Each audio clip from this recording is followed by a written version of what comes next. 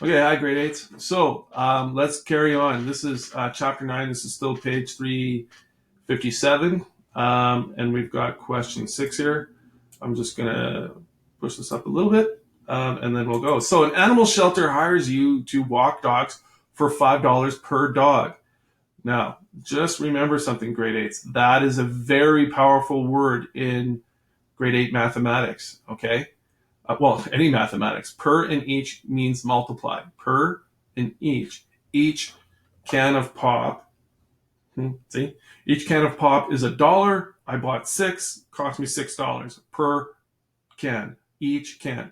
The relationship between the money you make and the number of dogs you walk can be expressed as, okay, so W is equal to $5 per dog. Okay. Now look, I'm just going to show you this. Right in between here, right, there's multiplying. Okay, just a little reminder, this is multiplying. And that comes from this notion of the word per, this idea of the word per, or in this case, per dog, right? If it was $10 per dog, obviously we would have wrote 10D, right? If it was $2 per dog, we would have wrote 2D. But it's $5 per dog, okay? So I'm just going to keep this relatively cluttered up. All I did was recopy the formula or the equation, okay? So $5 per dog. Okay, the W is the wage, so I guess that's why they chose the W that you make in dollars, and D is the number of dogs. So they're defining the variables for you. That's nice. They're telling you what each of these letters mean. Okay. Now, as I tried to make clear, you're connecting these two variables. Does the amount of dogs depend on the walks, or the wage? I think W was walks. Does the amount of dogs depend on the wage, or does the wage, the money you make, depend on the dogs? And the way it is the amount of money you make, the wage, that's a fancier business word, but it's the amount of money. Wage is money, right? The amount of wages is dependent on dogs. So W is going to go here. Dogs is going to go here. All right?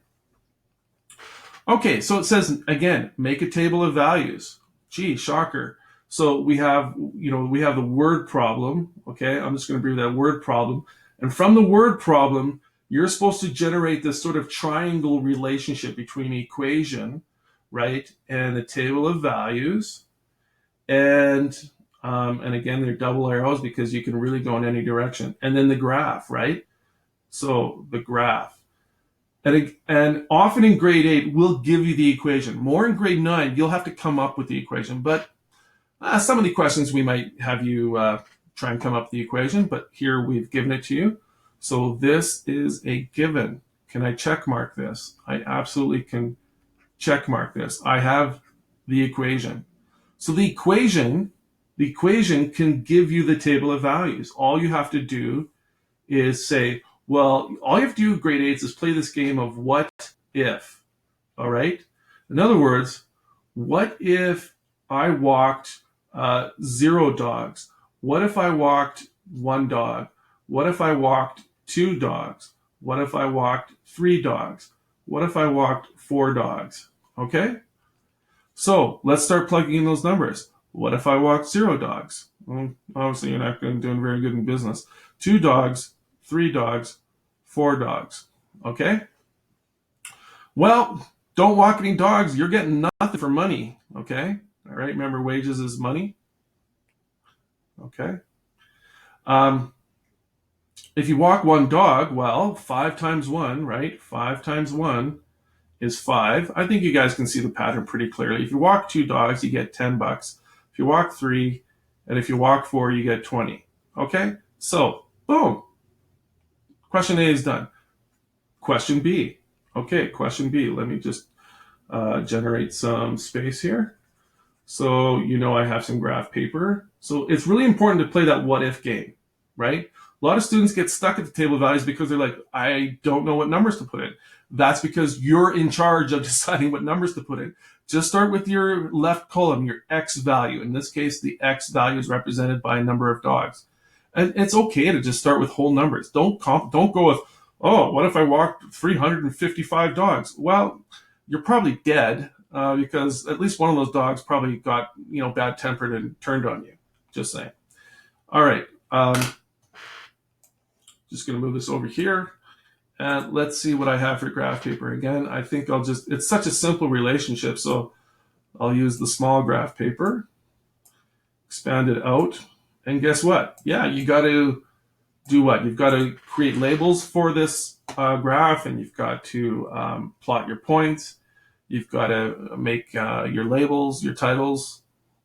So let's do this in green. Let's do this in sort of this green here. Okay, so again, your x value, your x is always horizontal, your y is always vertical. This will never change. Well, nobody will mess you up on this, and shame on the math teacher that would mess you up. The x always belongs here. It's always the left, right, horizontal. The y is always, always, always the vertical, okay? We can start with the 0 point here. And so the x value, and this is your y. So this would be the number of dogs. So dogs in D. Okay, so this is the number of dogs. And over here we have wages. Okay, so wages, well, I should just put a bracket there. W, okay, and this is in dollars.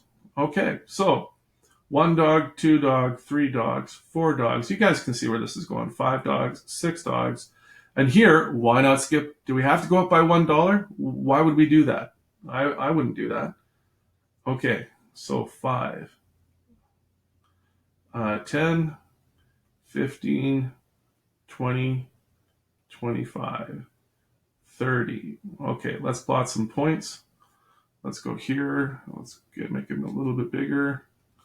Okay, so if I walk 0 dogs, right, I've got 0 money. If I walk 1 dog, I get $5. If I walk 2 dogs, I get 10. 3 dogs, 15. 4 dogs, whoops, whatever.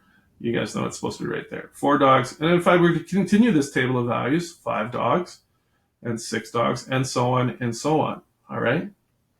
So my ordered pairs looked like this, right? 0, 0, 1, 5, right? That's a 1. Then that's a bracket. 2, 10.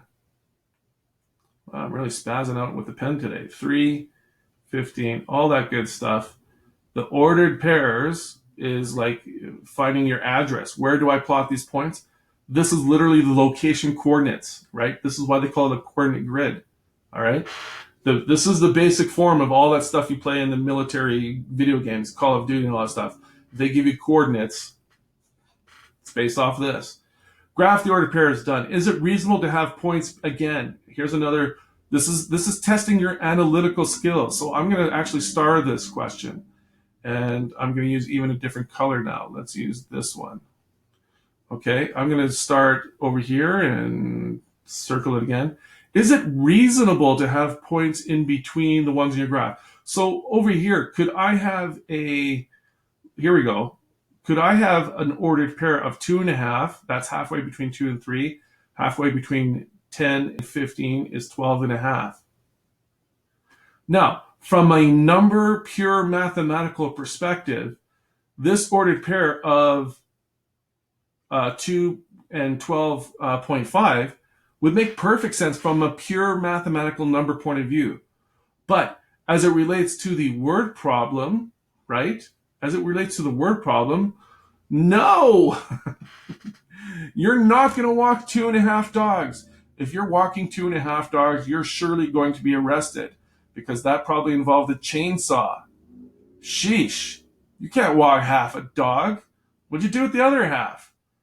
Oh, I fed it to my rhinoceros. Yeah, you're cruel. Anyways, the point is you can't have, you're not going to talk about 2.5 here. Sorry, I forgot the 2.5. You can't have 2.5 and 12.5. That doesn't make sense. Okay? If this was hours, you could talk about babysitting for 2.5 hours. You could babysit for 2 hours and 30 minutes. You're not going to walk 2.5 dogs. Come on. All right. That's enough of that one, guys. Hope that helped. All right. I'll talk to you later. See you, grade 8s.